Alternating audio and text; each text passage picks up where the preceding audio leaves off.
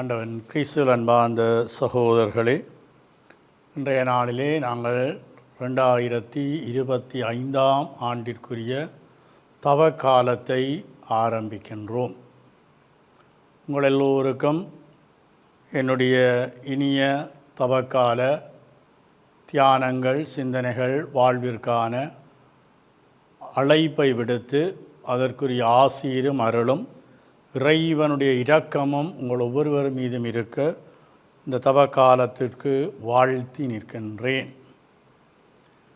நாங்கள் ஆரம்பிக்கின்ற இந்த தவக்காலம் எங்களுடைய வருடாந்த தவக்காலத்தை போன்று அல்ல. கடந்த காலங்களிலே நாங்கள் கடந்து வந்திருக்கக்கூடிய வருடாந்த தவக்காலத்தை விட இந்த 2025 ஆண்டு தவக்காலம் ஜூபிலி ஆண்டு தவக்காலமாக எங்களுக்கு தரப்படுகின்றது. எங்கள் ஒவ்வொருவருடைய வாழ்க்கையிலும் இந்த தவக்காலம் எங்களுக்கு ஒரு அர்த்தத்தை, பொருளை சொல்லித்தர வேண்டும். உண்மையாகவே எங்கள் வாழ்வை இந்த தவக்காலம் தொட வேண்டும். ஆகவே உங்கள் ஒவ்வொருவருக்கும் அன்பார்ந்த ஹோலி மேரி சேனல் நேயர்களுக்கு என்னுடைய இந்த ஜூபிலி தவக்கால சிந்தனை தியானங்களுக்காக உங்களை அழைத்து, இந்த நாட்களிலே நீங்கள் இறைவனுடைய வார்த்தையோடு அடிக்கடி அதை வாசித்து தியானித்து பரிச்சயமாகிடவும், தவக்காலத்திற்கென்றே எங்களுக்கு தரப்படுகின்ற சில அனுஷ்டானங்கள், அனுஷ்டிப்புகள், குறிப்பாக நோன்பு, தான தர்மம், செப வாழ்வு, இந்த மூன்றிலும் நாங்கள் சிறப்புற்று வளர, என்னுடைய வாழ்க்கையிலே நான் 2025 ஆண்டு தவக்காலம் ஜூபிலி தவக்காலமாக என்னுடைய வாழ்க்கையிலே தரப்பட்ட அந்த கிடைத்தற்கரிய அந்த காலத்தை, வாய்ப்பை நான் பயன்படுத்தி நானும் மாற்றம் பெற்றேன், அல்லது என் குடும்பம் மாற்றம் பெற்றது, அல்லது நாங்களும் ஒரு திருந்திய புதுப்பிக்கப்பட்ட வாழ்விற்குள் நானும் எனக்குரியவர்களும் மாறினோம், திருந்தினோம், புதுப்பிக்கப்பட்டோம் என்ற அந்த நிறைவை பெறுவதற்கான ஒரு நல்ல வாய்ப்பாக, சந்தர்ப்பமாக இதை பயன்படுத்துமாறு உங்கள் ஒவ்வொருவரையும் அன்போடு அழைத்து நிற்கின்றேன். இன்றைய நாளிலே எங்களுக்கு தரப்படுகின்ற இறை வார்த்தை பகுதியானது மத்தேயு நற்செய்தியினுடைய 6ஆம் அதிகாரத்தின் முதல் 6 வசனங்களும். நம்ம ஆண்டவர் இயேசு அந்த இறை வார்த்தை பகுதியிலே கூறுவதாவது, மத்தேயு நற்செய்தி 6ஆம் அதிகாரம் வசனங்கள் 1 தொடங்கி 6 முடிய. அந்நாட்களில் இயேசு கூறியதாவது, மக்கள் பார்க்க வேண்டுமென்று அவர்கள் முன் உங்கள் அறச்செயல்களை செய்யாதீர்கள். இதை குறித்து நீங்கள் எச்சரிக்கையாயிருங்கள். இல்லையென்றால் உங்கள் விண்ணக தந்தையிடமிருந்து உங்களுக்கு கைமாறு கிடைக்காது. நீங்கள் தர்மம் செய்யும்போது உங்களை பற்றி தம்பட்டம் அடிக்காதீர்கள். வெளிவேடக்காரர் மக்கள் புகழ வேண்டும் என்று தொழுகை கூடங்களிலும் சந்துகளிலும் நின்று அவ்வாறு செய்வர். அவர்கள் தங்களுக்குரிய கைமாறு பெற்றுவிட்டார்கள் என உறுதியாக உங்களுக்கு சொல்கின்றேன். நீங்கள் தர்மம் செய்யும் போது உங்கள் வலக்கை செய்வது இடக்கைக்கு தெரியாதிருக்கட்டும். அப்போது நீங்கள் செய்யும் தர்மம் மறைவாயிருக்கும். மறைவாய் உள்ளதை காணும் உங்கள் தந்தையும் உங்களுக்கு கைமாறு அளிப்பார். நீங்கள் இறைவனிடம் வேண்டும் பொழுது வெளிவேடக்காரரை போல் இருக்க வேண்டாம். அவர்கள் தொழுகை கூடங்களிலும் வீதியோரங்களிலும் நின்று கொண்டு மக்கள் பார்க்க வேண்டுமென இறை வேண்டல் செய்ய விரும்புகிறார்கள். அவர்கள் தங்களுக்குரிய கைமாறு பெற்றுவிட்டார்கள் என உறுதியாக உங்களுக்கு சொல்கின்றேன். ஆனால் நீங்கள் இறைவனிடம் வேண்டும் பொழுது உங்கள் உள்ளறைக்கு சென்று கதவை அடைத்து கொண்டு மறைவாயுள்ள உங்கள் தந்தையை நோக்கி வேண்டுங்கள். மறைவாய் உள்ளதை காணும் உங்கள் தந்தையும் உங்களுக்கு கைமாறு அளிப்பார். மேலும் நீங்கள் இறைவனிடம் வேண்டும் பொழுது பிற இனத்தவரை போன்று பிதற்ற வேண்டாம். மிகுதியான சொற்களை அடுக்கிக் கொண்டே போவதால் தங்கள் வேண்டுதல் கேட்கப்படும் என அவர்கள் நினைக்கிறார்கள். இது நம்ம ஆண்டவர் இயேசு கிறிஸ்துவின் நற்செய்தி. அன்பார்ந்தவர்களே, இன்றைய தவ காலத்திலே நாங்கள் ஆரம்பிக்கின்ற இந்த இனிய காலம் எங்கள் எல்லாருக்கும் ஒரு அர்த்தம் பொருள் நிறைந்தது. தவக்காலத்திற்கென்று சில எதிர்பார்ப்புகளும் சில வாழ்வின் ஒழுக்கங்களும் எங்களுக்கு உண்டு. ஆகவே இந்த தவக்காலத்திலே எங்களுக்கு இந்த வாழ்வின் ஒழுக்கங்களும் அனுஷ்டானங்களும் தரப்படுகின்ற அல்லது அனுசரிக்கப்பட வேண்டிய செயற்பாடுகள் ஒழுங்குமுறை என்பதை வைத்து நாங்கள் மேற்கொள்ள வேண்டிய விடயங்கள் என்ன என்று எங்களுக்கு தெரியும். இன்றைய நற்செய்தியிலே முதல் வசனமாகவே நம்ம ஆண்டவர் இயேசு சொல்வார், மக்கள் பார்க்க வேண்டுமென்று அவர்கள் முன் உங்கள் அறச்செயல்களை செய்யாதீர்கள். இதை குறித்து நாங்கள் எச்சரிக்கையாக இருக்க வேண்டும். இல்லையேல் எங்களுக்கு விண்ணக தந்தையிடமிருந்து கைமாறு கிடைக்காது. ஆகவே நாங்கள் ஏனைய வாழ்க்கை காலங்களிலே அல்லது ஏனைய வழிபாட்டு காலங்களிலே, அது பொது காலமாக இருக்கலாம், பாஸ்கா காலமாக இருக்கலாம், திருவருகை காலமாக இருக்கலாம், இந்த காலங்களிலே நாங்கள் மேற்கொள்ளுகின்ற முயற்சிகள் பிரயாசைகளை விட இந்த தவக்காலம் என்பது அறச்செயல்களுக்குரிய காலமாக நாங்கள் அதை அனுசரிக்க, செயல்படுத்த, நடைமுறைப்படுத்த, எங்கள் வாழ்வாக்கி கொள்ள எங்களுக்கு அறிவுறுத்தல் தரப்படுகின்றது. இந்த அறச்செயல்கள் செய்யப்படுகின்ற பொழுது அதற்கென்று ஒரு சம்பாவனை கைமாறு கிடைக்கும். அந்த சம்பாவனை அல்லது கைமாறை நாங்கள் முழுமையாக பெற்றுக்கொள்ள வேண்டும் என்று சொன்னால் எங்களுடைய வாழ்க்கையிலே நாங்கள் மற்றவர்களுக்காக அவர்கள் புகழ, மற்றவர்கள் பார்க்க, மற்றவர்கள் எங்களை பற்றி பெருமிதமாக நினைக்க அதுவல்ல அந்த நோக்கம்.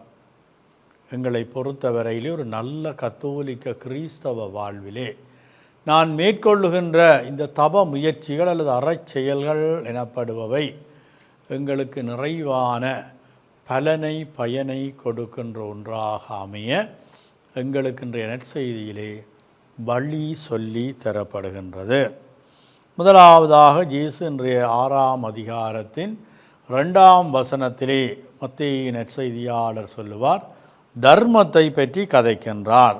நாங்கள் தர்மம் செய்யும்போது நாங்கள் எங்களை பிரபல்யப்படுத்தாமல், எங்களை பற்றியே நாங்கள் விளம்பரம் செய்து, நாங்கள் மற்றவர்களுக்கெல்லாம் தெரியப்படுத்தி அதை பறைசாற்றி, நான் இன்ன இடத்துல எந்த உழைப்பில் இருந்து இவ்வளவு தொகையை கொடுக்க இருக்கிறேன், மற்றவர்களும் வாங்கோ, அல்லது நாங்கள் ஏதாவது ஒரு நிறுவனங்களுக்கு அல்லது ஒரு தேவையில் உள்ளவர்களுக்கு அல்லது இல்லாமலே இருப்பவர்களை ஈடேற்றுவதற்காக, பிறரும் என்னுடைய உழைப்பிலே இருந்து பலன் பெறுவதற்காக நான் செய்யக்கூடிய பரித்தியாகங்களினாலே, என்னுடைய சொந்த விட்டு கொடுப்பல்களினாலே, என்னுடைய சொந்த உறுத்தல்களினாலே நான் மற்றவர்களோடு பகிரக்கூடியவற்றை நான் தருகிற பொழுது மற்றாக்களும் அதை ஒரு பார்த்தானெல்லாம் இன்ன போல மற்றாக்களுக்கு கொடுப்பினந்தானே என்று சொல்லி நாங்கள் ஏதோ மற்றாக்களுக்கு பாடம் சொல்லி கொடுக்குற மாதிரி, எனக்கு தனிப்பட்ட முறையில் எந்த பேர் புகழ் என்றதுக்காக அல்ல, நான் செய்கிறத பார்த்தா மற்றாக்களும் அதை செய்வினந்தானே என்றெல்லாம் நாங்கள் வெவ்வேறு விதமான ஒரு சூசகமான முறையிலும் சில வேளை இந்த பிரசித்திப்படுத்துகின்ற அல்லது பிரபல்யப்படுத்துகின்ற அல்லது நாங்கள் மற்றவர்கள் முன் தம்பட்டம் அடிக்கின்ற செயல்களை செய்கின்றோம். அது வல்ல தர்மம். நான் யாருக்கு கொடுக்கின்றேன், எவருக்கு தேவையுண்டு, யார் பெயரால் கொடுக்கின்றேன், அவை கொடுப்பது நான், யார் யாருக்கு, அவை எனக்கும் அவருக்கும் மட்டும். அது ஒரு அந்தரங்கமான முறையிலே, இரகசியமான முறையிலே, ஒரு தனிப்பட்ட முறையிலே இருப்பது சாலச் சிறந்தது. எங்கள் வலது கை செய்வதை இடது கை அறியாதிருப்பதை போன்று நாங்கள் செய்கின்ற தர்மங்களும் கடவுளின் பெயரால், கிறிஸ்தவத்தின் பெயரால், கத்தோலிக்கத்தின் பெயரால், சிறப்பாக இந்த ஜூபிலி ஆண்டின் பெயரால் பலன் கொடுக்கக்கூடியதாக இருக்க உங்கள் ஒவ்வொருவருக்கும் அழைப்பு விடுக்கப்படுகின்றது. இரண்டாவது விடயமாக இயேசு இன்று எங்களோடு கதைக்கின்ற விடயம், இன்றைய நற்செய்தியினுடைய 5ஆம் வசனத்திலே சொல்லுவார், இறைவனிடம் வேண்டும் பொழுது நாங்கள் வெளிவேடக்காரரை போல மற்றவர்கள் பார்க்க வேண்டும் என்றதற்காக வீதியோரங்களையும் அல்லது பொது சந்துகளில் நின்று மக்கள் கூடுகின்ற இடங்களும் மக்கள் அங்கிங்கு போய் வருகின்ற பயணிக்கின்ற இடங்களிலும் நின்று நாங்கள் எங்களுடைய சுப வாழ்வை விளம்பரப்படுத்த முயற்சிப்பதுண்டு. இதற்காக எனக்காக அல்ல, நான் செபிக்கின்ற கடவுளுக்காக அல்ல, மற்றவர்களுக்கு அதை காட்ட வேண்டும் என்ற அந்த பகட்டுக்காக. அது வல்ல செபம், அது வல்ல நல்ல கிறிஸ்தவம், அது வல்ல நல்ல கத்தோலிக்க செப வாழ்வு அல்லது செப செயற்பாடு. அவை ஒரு நல்ல கத்தோலிக்கன் கிறிஸ்தவன் செபிக்கின்ற பொழுது 4 படிமுறைகளை இயேசு வடிவாக சொல்லுவார். நாங்கள் முதலாவது செய்ய வேண்டியது உள்ளறைக்கு செல்ல வேண்டும். உள்ளறைக்கு செல்லுதல் என்பது எங்களுடைய அக அறைகளுக்குள், அக வாழ்வின் நுழைவுகளுக்குள் அல்லது மறைவுகளுக்குள், மூலை முடுக்குகளுக்குள், எங்களுக்கு அகத்துக்குள் நாங்கள் நிறைவான வெளிச்சத்துக்கான ஒரு பயணத்தை மேற்கொள்ளுவது. அதே போன்று இயேசு சொல்லுவார், உள்ளறைக்கு சென்று இரண்டாவது விடயம் கதவை தாளிடல் அல்லது சாத்துதல்.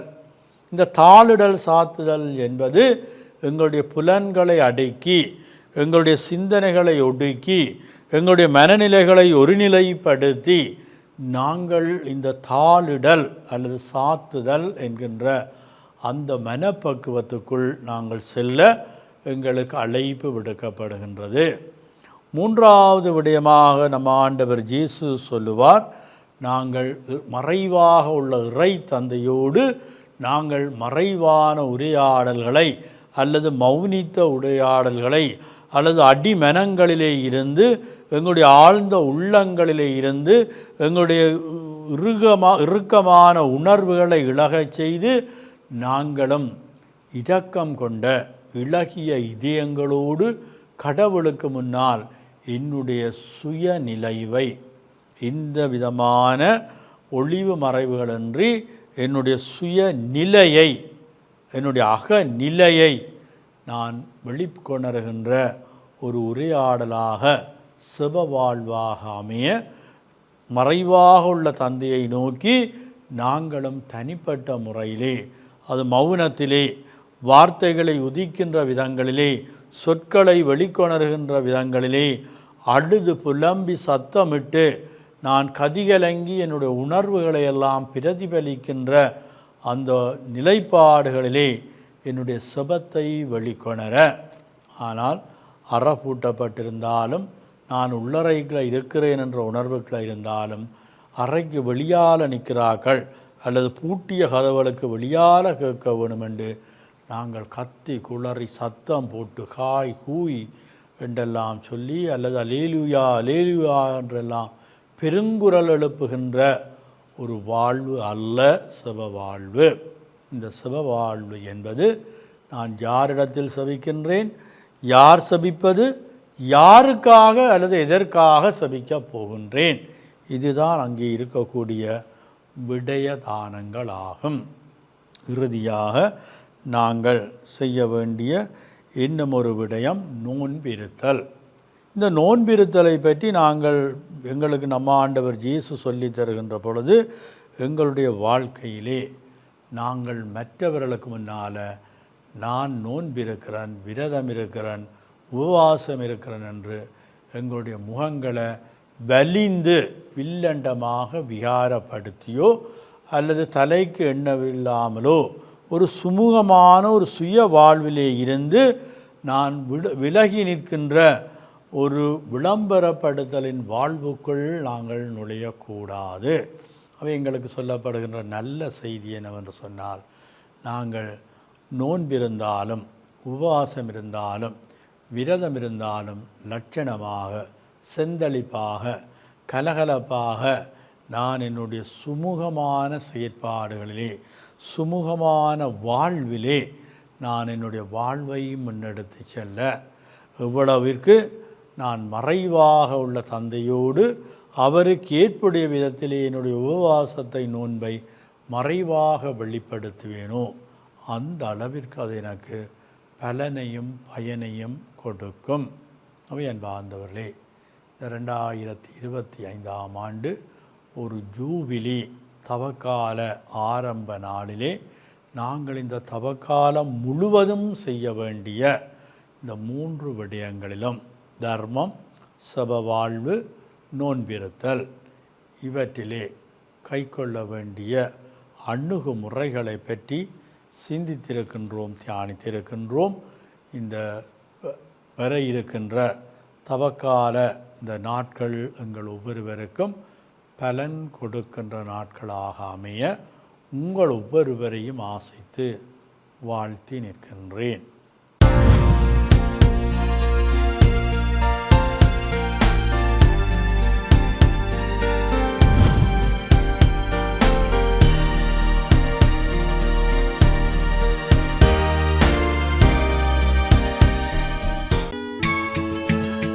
ஹோலி மேரியில் புத்தம்புது நிகழ்ச்சிகளை உடனுக்குடன் பார்த்து மகிழ எமது ஃபேஸ்புக் மற்றும் யூடியூப் பக்கத்தை லைக் செய்யுங்கள்.